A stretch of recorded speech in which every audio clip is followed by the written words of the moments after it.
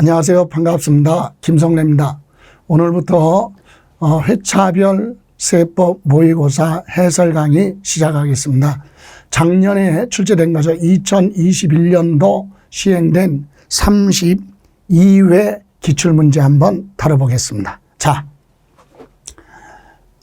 25번 취득세에 관한 설명으로 틀린 거, 도시 및 주거환경 정비법에 따른 재건축 조합이 재건축 사업을 하면서 조합원으로부터 취득하는 토지 중에 조합원한테 귀속되지 않는 요 토지를 취득하는 경우는 소유권 이전 고시일의 다음 날에 그 토지를 취득한 걸로 본다 그러면 맞습니다.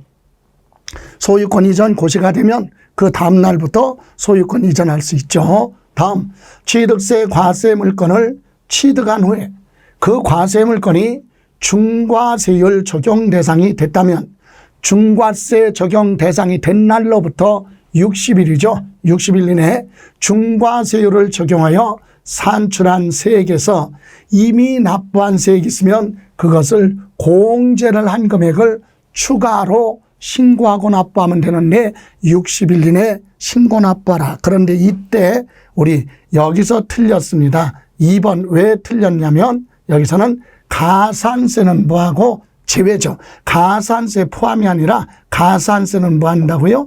제외. 가산세까지 포함하는 게 아니라 원래 납부한 취득세만 공제를 하고 나머지 부분만, 즉 취득세만 공제하고 나머지를 납부하라. 그래서 가산세 부과된 거 있다면 그것까지 공제하는 게 아니다. 그래서 틀렸네요. 다음 3, 그래서 가산세 제외하고 3번 대한민국 정부 기관에 대해서 취득에 대해서 과세하는 외국 정부 취득은 당연히 우리도 취득세 부과해야 되잖아요. 우리나라 정부, 미국에 있는 우리나라 대사관에서 부동산 취득했어요. 주미 한국 대사관에서 취득했는데 취득세 부과하면 우리도 주한미 대사관에 취득세 부과해야 되겠죠. 그래서 맞습니다. 다음, 상속으로 취득하는 경우는 상속 개시일에 취득한 걸로 본다 그러면 맞습니다. 상속은 상속 개시일에 취득한 걸로 보고 다만 신고 납부 기한은 상속 개시일에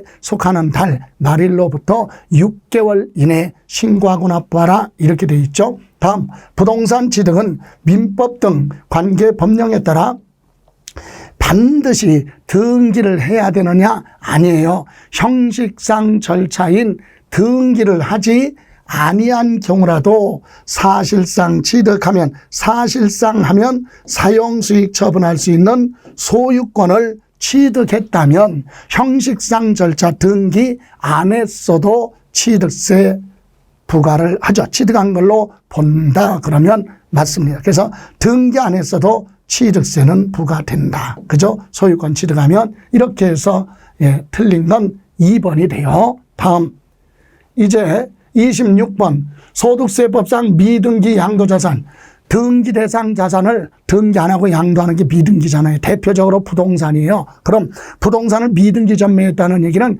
양도소득세 부분을 부담을 줄이겠다 그게 아니라 아예 포탈 한 푼도 안 내겠다 이런 거잖아요. 그래서 미등기 자산은 세법상 불이익을 주고 있다. 어떤 불이익이냐. 그래서 미등기 양도자산 제외가 아니다. 이게 무슨 말이에요?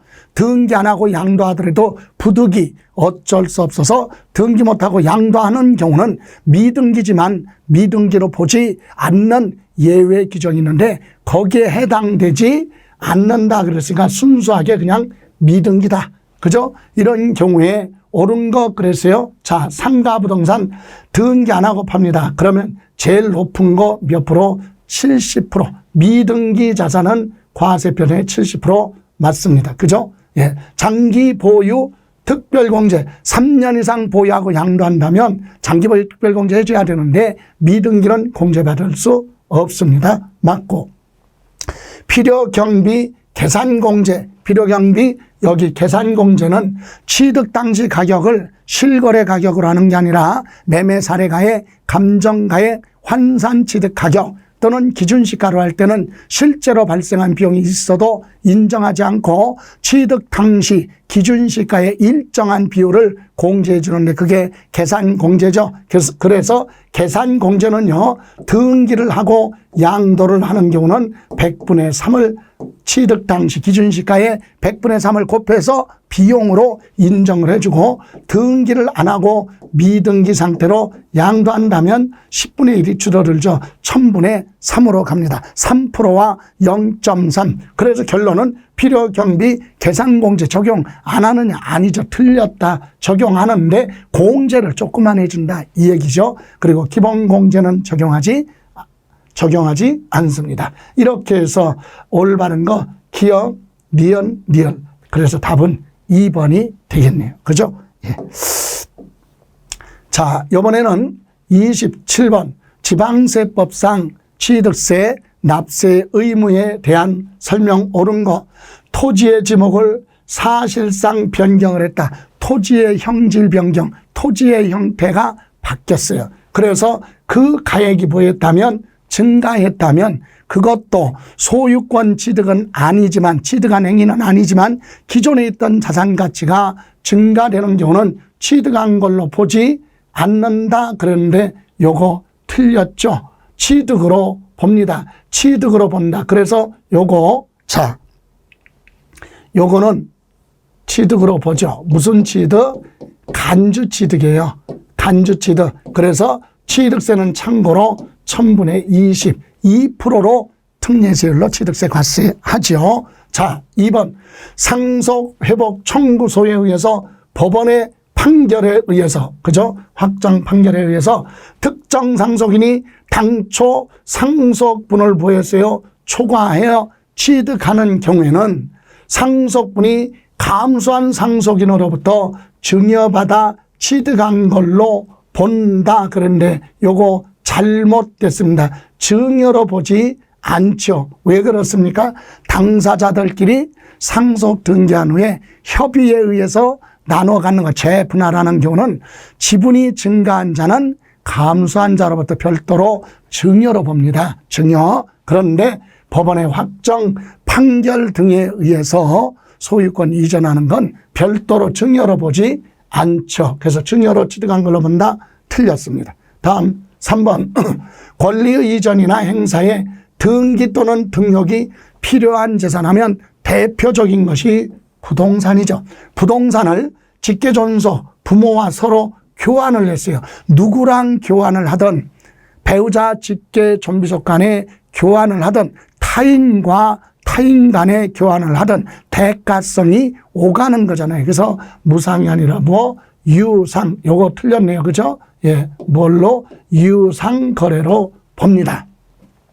4번 증여로 인한 승계 취득의 경우 해당 취득 물건을 등기 등록을 하더라도 취득한 날로부터 60일 이내 계약이 공정증서에 의해서 계약이 해제됐다는 사실이 뭐가 되면 입증이 되는 경우는 취득한 걸로 보지 않는다 그랬는데 이거 틀렸죠. 왜 틀렸습니까? 뭐가 되면? 등기가 됐잖아요.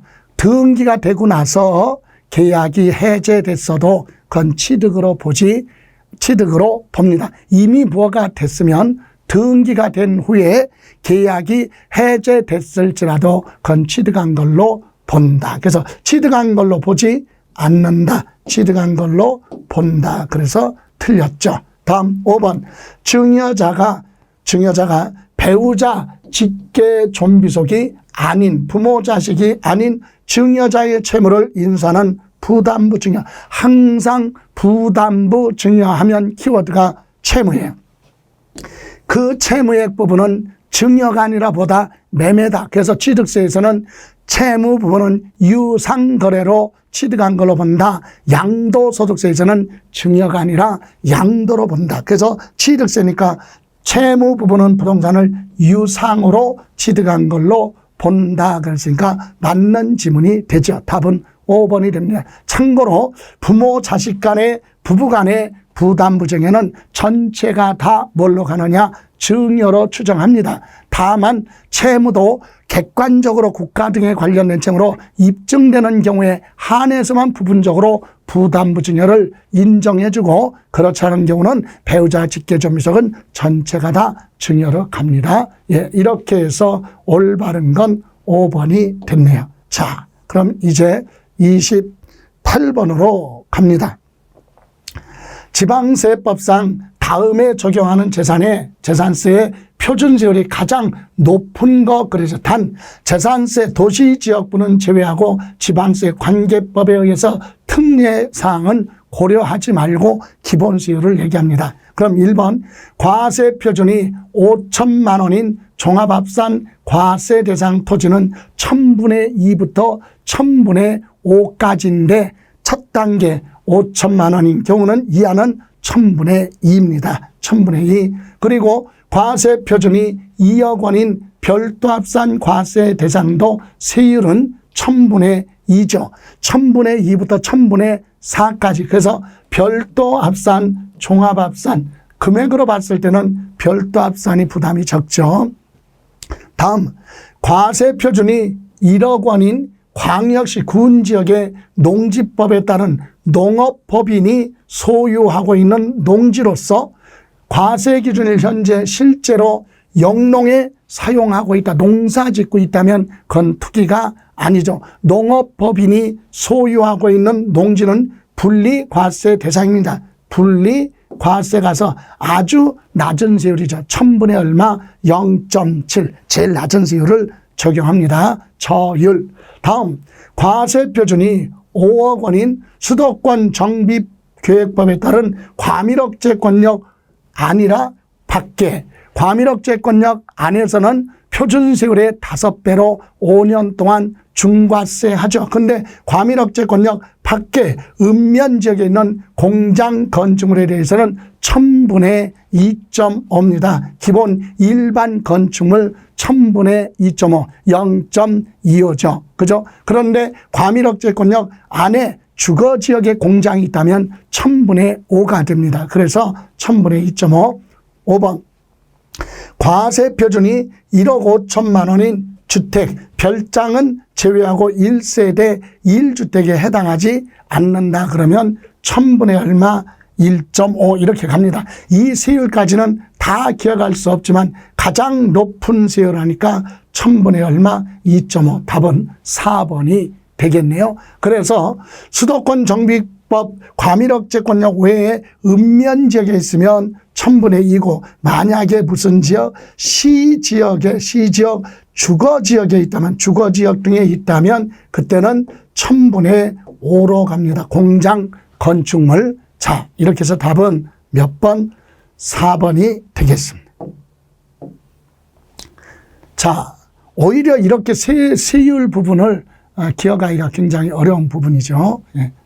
자, 이번에는 29번에 대해서 봅니다. 29번. 자, 지방세법상 재산세에 관한 설명으로 틀린 것 한 주어진 조건 외에는 고려하지 않는다. 그러면 토지에 대한 재산세 과세 표준은 시가 표준액에다가 공정시장 가액 비율 100분의 70을 곱하여 산정한 가액으로 한다. 토지는 과세 기준일 현재 시가 표준액에다가 공정시장 가액 비율 70%를 적용합니다. 맞아요.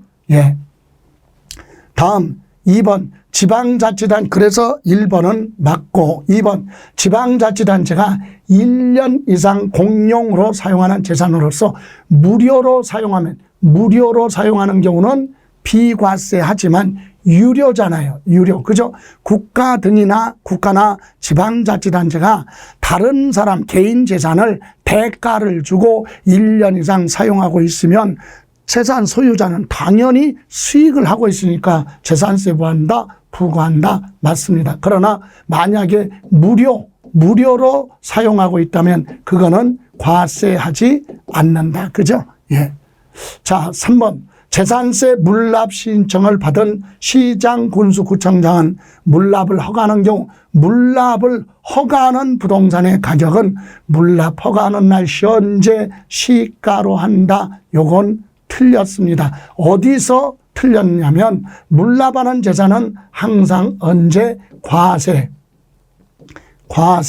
기준일 현재의 뭘로 시가로 평가를 하게 됩니다. 그래서 틀렸고요. 4번 주택의 토지와 건물 소유자가 서로 다른 경우 주택에 대한 세율을 적용할 때 해당 주택의 토지가 건물 가액을 모두 합산해요. 다시 말하면 건물 소유자 따로 토지 소유자 따로 있어도 합산을 해서 한꺼번에 과세 표준에다가 주택의 세율하면 초과 누진 세율을 적용한다 그러면 맞습니다. 그죠? 예. 주택은 소유자가 뭐해도 같아도 달라도 공동 소유든 소유자가 따로따로 있던 합산을 해서 세율을 적용한다. 다음 5번 주택의 공시가격이 6억 원인 주택에 대한 재산세 산출세액이 직전 연도 해당 주택에 대한 재산세 상당액의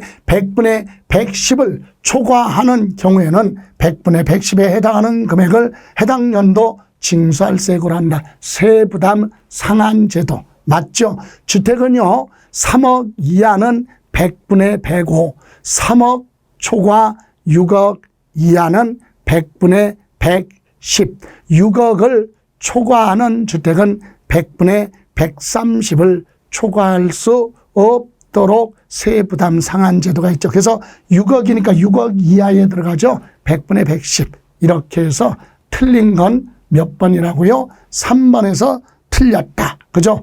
물납하는 부동산은 과세 기준일 현재 뭘로 시가로 계산을 하겠다 이겁니다. 자, 이렇게 해서 3번 틀렸고요. 다음 29번 지방세법상 시가표준액. 시가표준액이 뭐예요? 지방세를 부과하기 위해서 물건마다 정해놓은 기준 가격. 이게 시가표준액이죠. 그래서 옳은 거 모두 골라라. 토지의 시가표준액, 토지에 대한 시가표준액은 세목별 납세 의무 성립 시기 당시 부동산 가격 공시에 관한 법률에 따라 공시가 된 개별 공시지가죠. 개별 공시지가가 공시된 경우 개별 공시지가로 한다. 맞습니다. 법률에 따라 공시가 된 가격 매년 6월 1일자로 표준지에 필지마다 기준 가격 정해놨죠. 개별 공시지가. 다음 니은 건축물에 대한 시가 표준액은 소득세법령에 따른 매년 1회 이상 국세청장이 산정 고시를 하는 건물의 신축 건물 기준 가격이 있어요. 1제곱미터당 기준 가격. 거기에다가 구조별, 용도별, 위치별 이런 걸 정하죠. 그래서 행정안전부 장관이 정하는 기준을 적용하여 계산을 하는데 누가? 지방자치단체장이 요 기준에 따라서 지방자치단체장이 산정 고시한 가격을 우리는 건축물에 뭘로 한다? 시가 표준액으로 합니다. 그래서 국토교통부 장관이 아니라 누구? 지방자치단체의 장이죠. 그래서 틀렸습니다. 여기서 틀렸죠. 지방자치단체장이 결정한 가격이다. 공동주택도요. 시가표준액은 공동주택 가격이 공시됐다면 공동주택으로 가고 공시되지 아니한 경우에는 지역별, 단지별, 면적, 층별, 특성 등을 고려하여 행정안전부령이 정하는 기준에 따라 역시 국토교통부 장관 그게 아니라 그래서 틀렸어요. 국토교통부 장관이 아니라 역시 누가 지방자치단체의 장이 결정한 가격 이걸 시가표준액으로 하겠다. 그죠? 국토교통부 장관이 아니라 지방세니까 지방자치단체장이 결정한 가격 산정 고시한 가격 이래도 됩니다. 이렇게 해서 올바른 거 그랬어요. 그러면 1번인가요? 기억 하나밖에 없네요. 그죠? 예. 다음 31번 거주자 을은 갑이 소유하고 있는 부동산 시가 6억 원에 전세기간 2년 그리고 전세보증금 얼마예요? 3억으로 하는 전세계약을 체결하고 전세권 설정 등기를 하였다. 지방세법상 등록면허세에 관한 설명 옳은 거 그랬어요. 자, 그러면 첫 번째 과세표준, 전세권 설정 등기할 때 과세표준은 전세보증금, 즉 전세금액이죠. 전세금액이 얼마입니까? 3억, 그죠? 3억이 과세표준이 됩니다. 다음, 표준세율은 전세보증금의 1000분의 8 틀렸죠. 왜? 소유권 이외의 등기, 지상권, 지역권, 전세권, 임차권, 저당권, 이와 같은 소유권 이외의 등기는 1000분의 얼마 2로 갑니다. 1000분의 2 세율에서 틀렸고요. 다음 3번, 전세권 설정 등기할 때 납부할 세액은 6,000원이다 그러는데 계산해 볼까요? 자, 전세권 설정 등기할 때 전세 금액 얼마예요? 3억입니다. 3억을 과세표준으로 해서 여기에다가 세율이 얼마예요? 1000분의 얼마? 2. 그죠? 공세에게 지워주잖아요. 그러면 얼마입니까? 60만 원이 나오겠네요. 그죠? 그래서 납부할 세액은 6,000원이 아니라 얼마? 60만 원이다. 그죠? 그래서 틀렸고, 납세 의무자는 누구 부동산이 갑이 소유하고 있는 부동산에 을이 전세권 설정 등기하니까 등록면허세는 전세권자 또는 전세계약 체결한 사람 누구죠? 을이 납세 의무자가 됩니다. 4번 맞죠?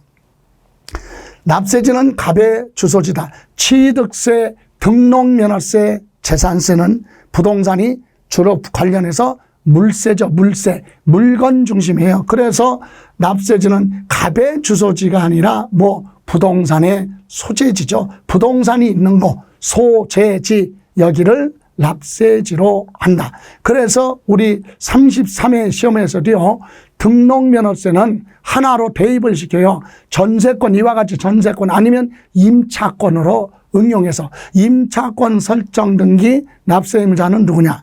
임차권 설정할 때 과세표준은 월 임대차 금액이다. 세율은 1000분의 얼마? 2. 그리고 임차권자가 납세 의무자고 임차권이나 전세권 말소 등기할 때는 설정자, 소유자가 납세 의무자가 된다. 그죠? 반복해서 정리하시기 바랍니다. 자, 이렇게 해서 틀린 거, 올바른 건 4번이 됐어요. 다음 32번.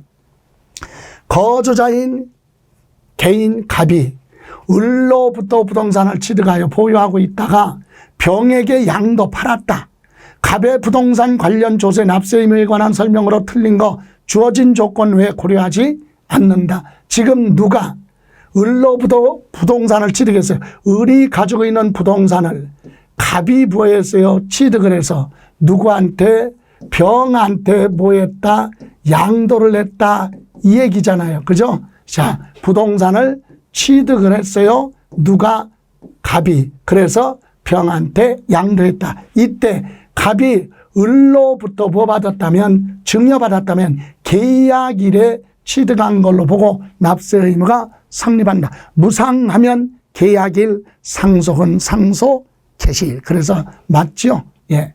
2번, 갑이 을로부터 부동산을 취득한 후, 그러니까 갑이 을로부터 부동산을 취득한 후 재산세 과세 기준일까지 뭐를 하지 않았어요? 등기 안 했다면 재산세와 관련해서 전 소유자, 공부상 소유자, 누구? 을은 소재지 관할 지방자치단체장한테 소유권에 변동이 있다는 사실을 신고해야 될 의무가 있다. 맞습니다.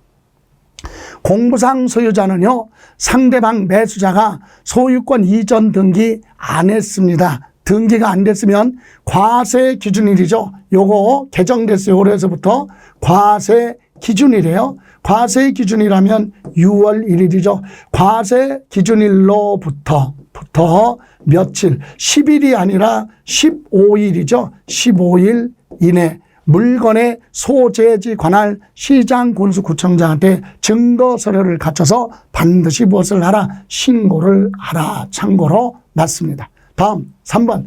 갑이요 종합부동산세 신고납부 방식으로 납부하고자 하는 경우 과세표준과세액을 해당 연도 12월 1일부터 12월 15일까지 관할 세무서장한테 뭐를 하면 돼요? 신고하는데 이때 신고를 하면 납세 의무가 확정된다. 여러분 종합부동산세는 부과주의가 원칙이죠. 고지서 나오는 거. 그래서 원래는 과세권자가 결정을 하면 확정이 되지만 납세자가 선택을 해서 신고 납부하겠다 그럴 때는 납세 의무자가 신고를 하는 때 확정이 된다. 맞습니다. 갑이 을로부터 부동산을 40만 원에 취득했어요. 요거 취득할 때 40만 원 주고 취득했다 이거예요. 그러면 취득한 물건 가액이 50만 원 이하면 취득세 부과하지 않잖아요. 면세점. 그죠? 취득한 물건 가액이 50만 원 이하는 취득세 과세하지 않는다. 그렇다면 얘는 취득세 안 내요. 그런데 면세점에 해당하더라도 등기 등록은 해야 되겠다. 보호받기 위해서. 그러려면 취득세 납부할 수 없으니까 과세 안 되니까 등기할 때 보내라. 등록 면허세 납세 의무가 있다. 맞습니다. 어려운 부분이에요. 취득세 과세 대상이라도 등기할 때 등록 면허세 부과 대상이 되는 거 있죠. 광어권, 어권, 양식어권은 등기 대상이 아니기 때문에 등기할 때 별도로 등록 면허세 내고 등기하라. 외국에서 차량 등을 연부로 취득해서 등록할 때도 등록면허세 내고 등기하라. 취득세 부과 제척 기간이 만료된 거, 또 면세점에 해당하는 물건에 대해서 등기 등록할 때는 특별히 등록면허세 내고 등기하라. 그죠? 예. 그래서 4번 맞습니다. 5번.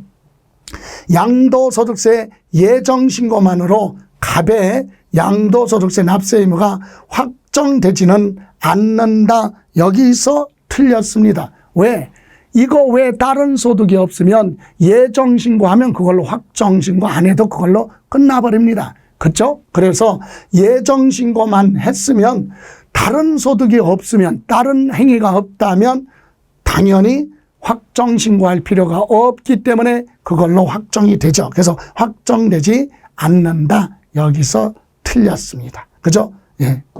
예정신고를 했고 그 외에 다른 소득이 없다면, 다른 행위가 없다면 확정신고할 필요가 없기 때문에 예정신고만 했어도 그것이 확정이 됩니다. 자, 이렇게 해서 5번 틀렸네요. 다음 33번으로 갑니다. 자, 다음 거주자 개인 갑은 국내 주택 2채가 있어요. 주택 2개하고 상가 하나 가지고 있습니다.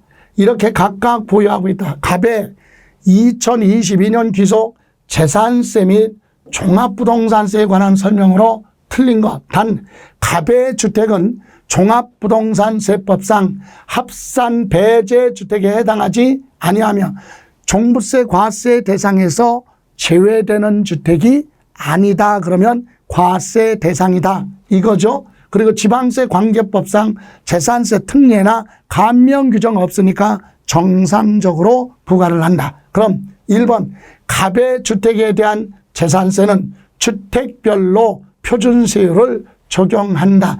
갑은요 주택 2개가 같은 관할구역에 있을지라도 물세기 때문에 합산하는 게 아니라 주택마다 각각. 그죠? 그래서 1번 맞습니다. 2번 갑의 상가 건물에 대한 재산세는 시가 표준의 법률에 정하는 공정시장 가액비율, 참고로 상가 부동산은 토지 건축물 70%죠. 이렇게 해서 과세 표준으로 하여 비례세율을 적용한다. 상가 부동산은 재산세가 1000분의 2.5, 건축물은 1000분의 2.5 비례세율로 과세하기 때문에 맞습니다. 다음 3번 갑의 주택분 종합부동산세 결정세액은 주택분 종합부동산세에서 이 세액에서 자, 이 세액은 어떻게 계산해요? 주택의 공시가격 합한 금액에서 6억을 부하고 공제하고 종합부동산세 공정시장 가액 비율을 곱해라. 주택은 올해 특별히 한시적으로 60%죠.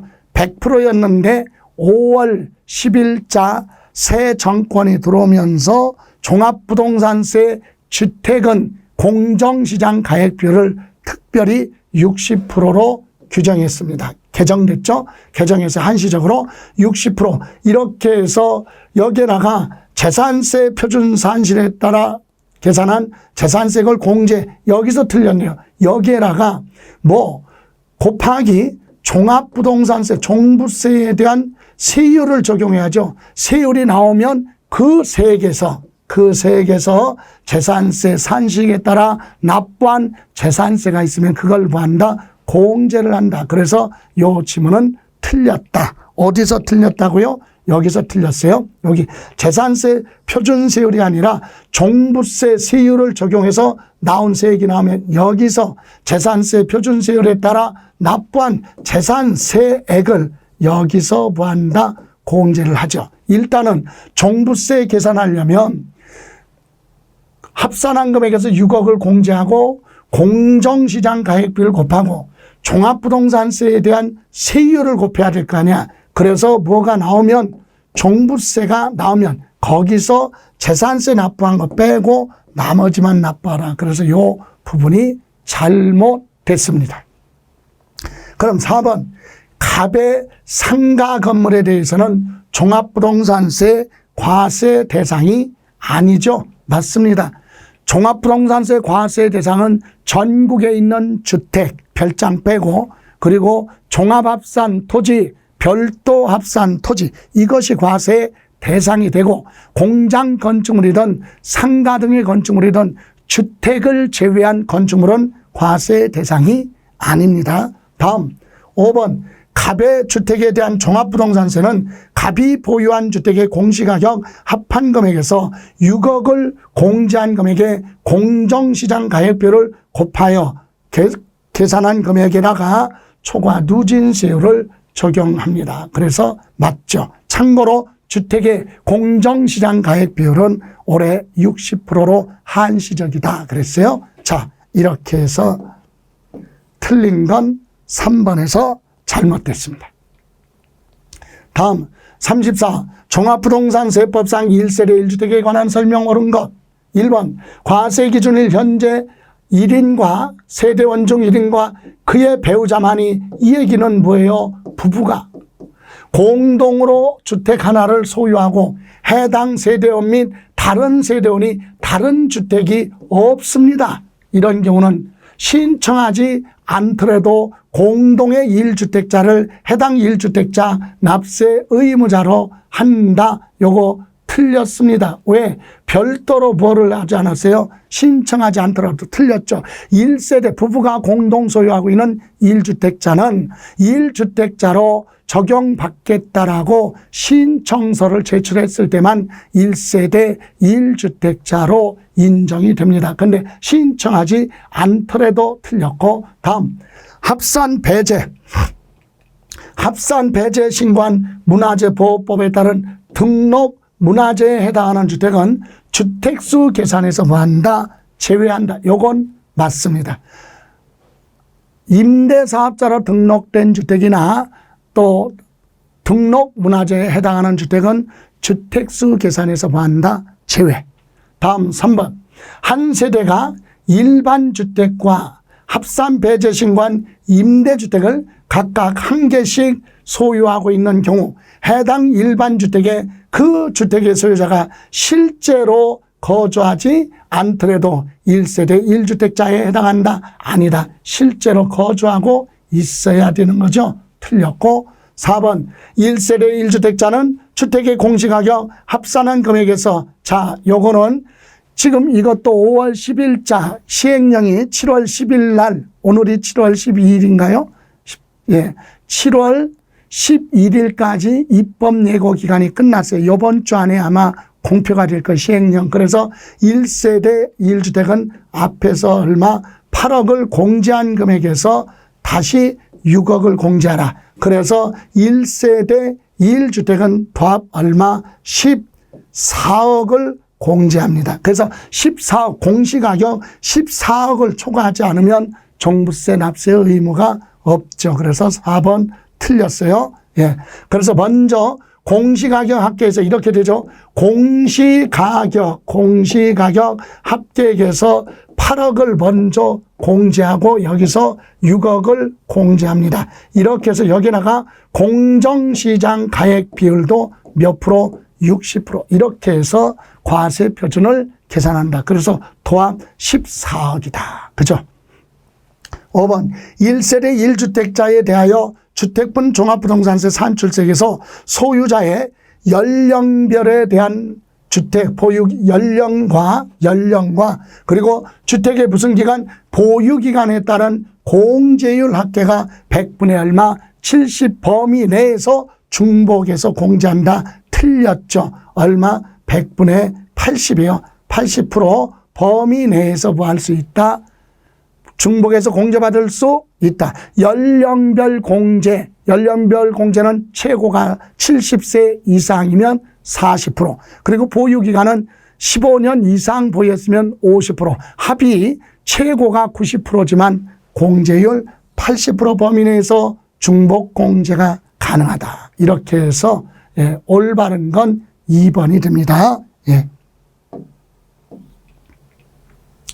35번 2022년도 토지분 종합부동산세에 관한 설명으로 옳은 것 단 감면과 비과세 특례조항법 고려하지 않는다. 자, 재산세 과세 대상 중에 분리과세 대상 토지는 종합부동산세 과세 대상이다. 틀렸죠. 예, 종합부동산세 과세 대상이 아닙니다. 왜? 이거는 분리과세니까. 다음, 종합부동산세는 분납을 허용되지 않는다. 분납되잖아요. 분납 인정이 됩니다. 틀렸고, 종합부동산세는 물납은 허용되지 않는다. 맞습니다. 물납은 안 돼요. 예. 다음, 납세자가 부정한 행위가 없으며 특례 제적 기간에 해당하지 않는 경우 원칙적으로 몇 년? 3년이 아니라 몇 년이죠? 5년 기본. 5년이 지나면 다시 부과할 수 없다. 제적 기간 기본이 5년. 그리고 5번 별도 합산 과세 대상 토지 재산세로 부과된 세액이 세부담 상한을 적용받는 경우는 그 상한을 적용받기 전의 세액이 아니라 적용받은 후에 그 세액을 별도 합산 세액에서 공제하는 거죠. 전년도 부과해야 될 세액에 100분의 150을 초과할 수 없다 그러면 그 초과하는 한도액을 계산해서 적용받은 후의 세액을 공제하는 거지 적용받기 전의 세액을 공제하는 게 아니잖아요. 이렇게 해서 올바른 건 3번이 됩니다. 다음 36번 갑니다. 다음은 거주자 갑의 상가금을 양도소득에 관한 자료다. 이 경우 양도차익은 그랬어요. 양도차익을 최소화하는 방향으로 필요경비를 선택하고 부가가치세는 고려하지 않는다. 그러면 이렇게 나오면 일단 양도소득세는요. 실거래 가격이에요. 양도가액, 양도 당시 실거래 가격 얼마? 5억. 그럼 취득 당시 실거래 가격 확인할 수 없대요. 그러면 매매 사례가액, 매감 환기 이렇게 가야죠.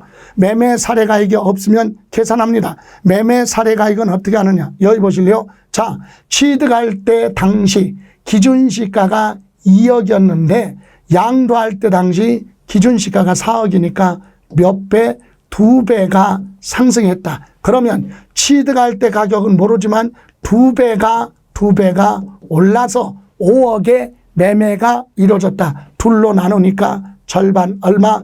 2억 5천만 원이 되는 거죠. 그러니까 기준시가가 2배 올랐으면 이것도 2배 올랐을 것이다. 그래서 나누니까 2억 5천만 원이 대략 취득 당시 가격이죠. 이걸 환산 취득 가격이라고 합니다. 그럼 환산 취득 가액은 환산 취득 가격으로 할 때는 환산 취득 가액 얼마?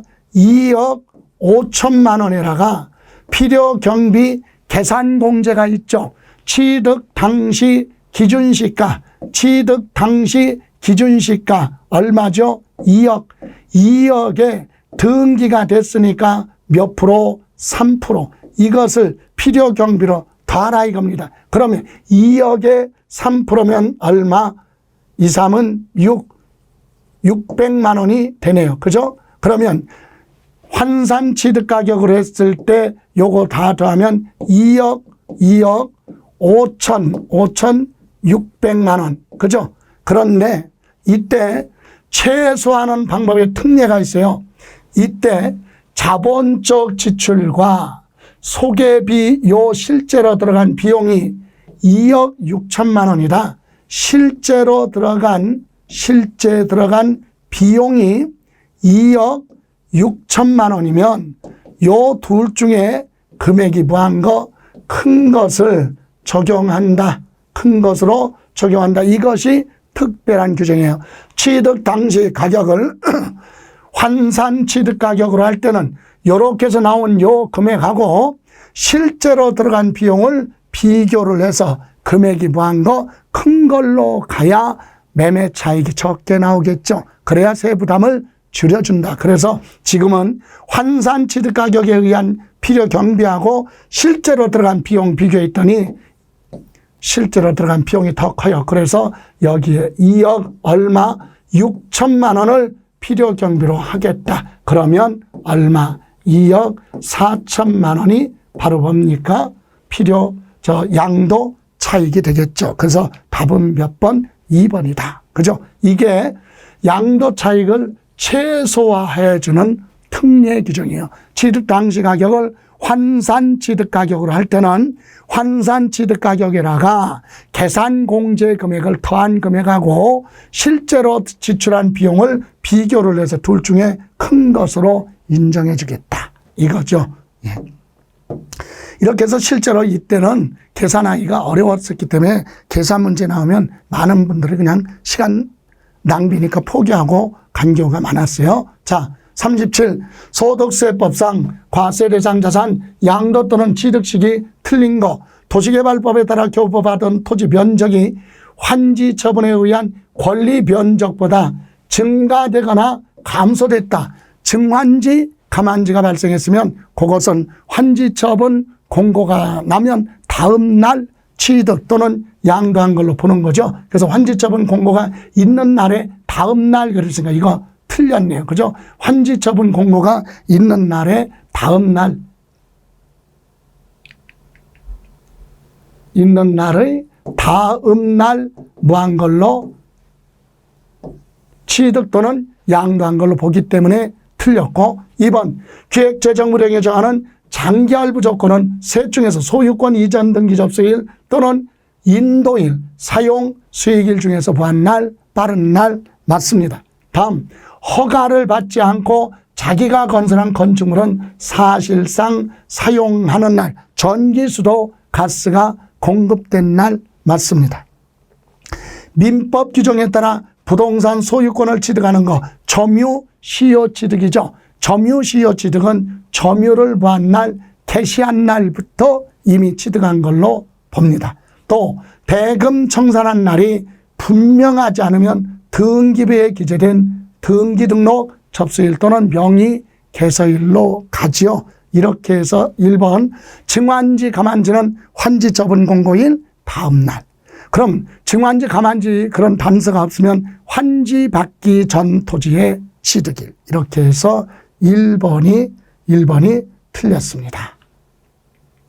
다음 38. 거주자 갑은 2015년에 외국의 주택 한 채 주택을 미화 10만 달러에 취득했고 이때 일부 취득 자금 중에 일부 외화 차입 돈을 빌려서 부동산을 취득했다면 뭐가 있다는 얘기예요. 환율 변동으로 발생한 환차익이 발생을 했다 이렇게 보는 거죠. 그래서 이 환차익은 양도소득이 아니기 때문에 제외 빼줘야 돼요. 자, 2022년 동주택을 미화 20만 달러에 팔았다. 소득세법상 설명으로 틀린 것 단 해당 자산 양도일까지 국내에 5년 이상 계속 주소를 두고 있는 거주자라면 해외 자산 양동한 거에 대해서도 양도소득세 납세 의무가 있죠. 그래서 1번 갑의 국외주택에 대한 양도차익은 양도가액에서 취득가액과 필요경비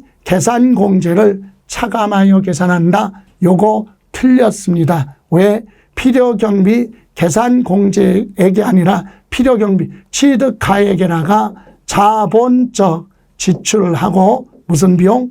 양도 비용을 공제하는 거죠. 예, 그래서 틀렸고, 다음 갑의 국외주택 양도로 발생하는 소득이 환율 변동으로 인하여 외화 차익금으로부터 발생하는 환율 변동으로 인한 환차익이 양도소득에 포함이 되어 있다면 그건 뭐한다? 제외, 빼야죠. 그래서 범위에서 뭐한다? 제외한다. 환율 변동으로 발생한 이익은 양도소득이 아니에요. 예. 3번 국외주택 양도에 대해서는 해당 과세기간에 양도소득금액에서 연 250만 원 기본공제한다. 맞죠? 해외 자산은 미등기 양도라도 등기 여부를 따지지 않기 때문에 기본공제 해줍니다. 4번 갑은 국외주택을 3년 이상 보유하였음에도 불구하고 장기 보유 특별공제는 적용하지 않죠. 그죠? 해외 자산은 장기 보유 특별공제 안 해줘요. 그러나 미등기라도 기본공제는 해준다. 갑은 국외주택 양도에 대해서 납세 의무가 있다. 왜? 여기 5년 이상 우리나라에 주소를 두고 있기 때문에 납세 의무자 5년 이상 거주자. 예, 이렇게 해서 틀린 건 1번. 왜요? 해외 자산도 원칙이 다 뭘로 가요? 실거래 가격으로 계산하는 게 원칙이기 때문에 실제로 들어간 비용 가지고 양도 차익을 계산하기 때문에 1번 내용이 틀렸다. 이 얘기입니다. 다음 39번 갑니다. 소득세법상 미등기, 양도, 제외자산 모두 고른 건 등기를 하지 않고 양도를 했어도 특별히 부득이한 사유가 있기 때문에 양도로 보지 않는 예외 규정이 있죠. 첫 번째, 비과세 요건을 충족한 1세대 1주택인데 건축법에 허가받지 않아서 무허가주택이에요. 그건 미등기로 보지 않습니다. 그래서 미등기로 보지 않는다. 두 번째, 법원의 결정이나 법률 등에 의해서 묶여져 있기 때문에 등기가 불가능했었다. 이런 경우에는 미등기로 보지 않습니다. 또 도시개발 사업이 끝나면 환지받은 토지를 처분할 수 있죠. 등기하고. 그런데 사업이 끝나지 않은 상태에서 받아야 될 환지받을 토지 등을 등기 못하고 양도하는 건 미등기로 보지 않습니다. 그래서 맞죠. 그래서 제외되는 자산 모두 고른 거 그러면 제 답은 몇 번? 5번이 되네요. 그죠? 미등기로 보지 않는다. 자, 40번 소득세법상 배우자 간의 증여재산 2월과세 증여를 했지만 5년 지켜보겠다. 왜? 5년 안에 양도하면 증여자가 양도한 걸로 보고 양도 차익을 계산하겠다. 이 얘기입니다. 그래서 2월과세를 적용하는 경우 거주자가 배우자로부터 증여받은 자산에 대해서 납부한 증여세가 있다면 당연히 그건 필요 경비로 산입해서 양도차익 줄여줘야죠. 산입하지 않는다. 요거 틀렸습니다. 산입합니다. 다음 2번 2월과세를 적용받는 자산의 보유기간 계산은 증여한 배우자의 취득한 날부터 양도할 때까지를 보유기간으로 계산하죠. 그래서 증여한 배우자가 그 자산을 증여한 날이 아니라 취득한 날이죠. 취득한 날부터 보유기간으로 계산하기 때문에 틀렸네요. 3번 거주자가 양도일로부터 소급하여 5년 이내 배우자 양도 당시 사망으로 인하여 혼인관계가 소멸된 경우 포함. 이것도 틀렸습니다. 이혼한 경우에는 그것도 포함을 하지만 배우자가 사망한 경우라면 이것은 뭐한다? 제외. 그죠? 그래서 증여받은 토지 양도하는 경우 2월과세 적용하는데 이때 이혼으로 인해서 혼인관계가 소멸된 경우도 포함하지만 사망의 경우에는 이 규정을 적용하지 않습니다. 이혼한 경우는 짜고 위장으로 이혼할 수 있지만 배우자가 사망하는 경우는 세금 때문에 그럴 수는 없잖아요. 그죠? 예. 다음 4번. 거주자가 사업인정 고시일로부터 소급하여 2년 이내에 증여받은 경우로서 법률에 따라 뭐가 됐어요? 수용됐어요. 내가 증여받고 5년 안에 내 의사대로 파는 게 아니라 법률에 따라 수용되는 경우는 내 의사와 무관하니까 증여재산 2월 과세 규정을 적용하지 않습니다. 그래서 이건 맞죠. 다음 5번 2월 과세를 적용하여 계산한 양도소득세 결정된 세금이 2월 과세를 적용하지 않고 결정한 세액보다 적다, 이 얘기는 뭐예요? 자, 2월 과세를 적용하지 않은 세금이 더 많아. 그럼 이거 2월 과세 적용하지 말아야죠. 그런데 2월 과세를 적용한다? 틀렸잖아. 적용하지 않는다. 그죠? 적용하지 말아야 되겠죠. 세금 많은 쪽으로 가야 되니까. 예, 이렇게 해서 올바른 건 몇 번? 4번이 됩니다. 자, 이렇게 해서 40번까지 한번 확인해 봤습니다. 여러분 지금 한번 체크하신 거 틀린 부분이 있으면 또 이해가 안 가시면 한번 반복해서 여러분 걸로 소화를 하시기 바랍니다. 자, 이번 시간은 여기서 마무리하고 31회 시험 가지고 다시 설명드리겠습니다. 고생하셨습니다.